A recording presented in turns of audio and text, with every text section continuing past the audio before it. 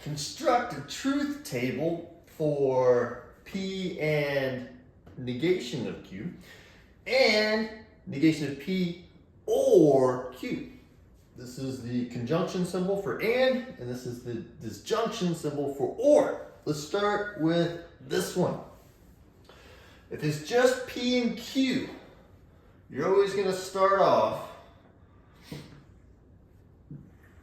with all the situations of true and false, all the combinations that you can think of right here. All right, so you have true and true. This is when P is true and Q is true at the same time. You have when P is true and Q is false, or you have P is false when Q is true, or you can have the scenario where they are both false.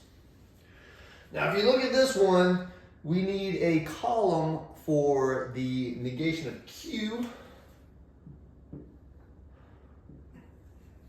What we do here is we take the Q statement and we just do the opposite. If it's true here, then the negation of Q is going to be false. This one's going to turn to true. This one becomes false. And this one becomes true. That's what the negation does. All right, now that we have a column for P and a column for the negation of Q, we're ready for the final column, P and negation of Q. So we want to look at the P column, which is right here, and the negation of Q column right here. So we're looking at these two columns right here. Now, if you have the word and, you're going to either put true or false here. You're going to put true only if they're both true. And there's only one scenario here where they're both true, right here. So the and is true only if both statements are true. Otherwise, it's going to be false. So we're going to put false, false, and false. That's the truth table for P and the negation of Q. All right, let's do the truth table for the other one over there. Again, we're going to start off exactly the same way. We got P and Q. And then we have the four different scenarios. True, true, true, false, false, true, and false, false. Now with this one, we need a column for the negation of P.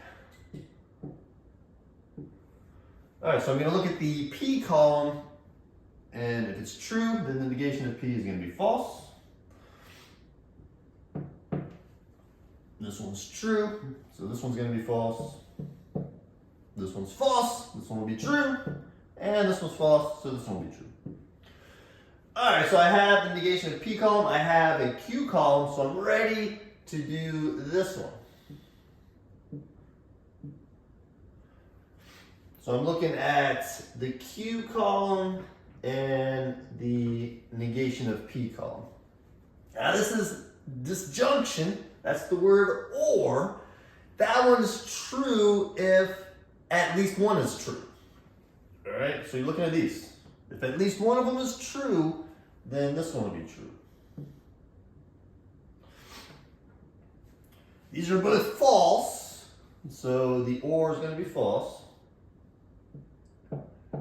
Remember, you have to have at least one true for it to be true. You have at least one true here and at least one true here. So you're going to finish off with T's. So if you have the word and, it's only true if they're both true. If you have the word or, it's true if at least one of them is true. There you go.